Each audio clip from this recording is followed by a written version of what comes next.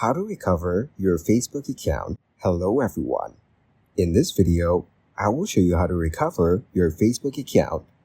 Check your spam folder if you're not receiving reset codes. Now, check your connection. You will need a signal to receive the code. Wait a few minutes and then try requesting a new code. If someone hacked your account, visit facebook.com/hacked on a device you used before. If you don't have access to the email address or number linked to your Facebook account.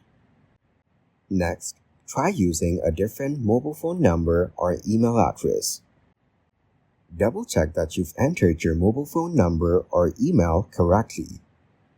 Enter an email or phone number you used to log in or think might be linked to the account.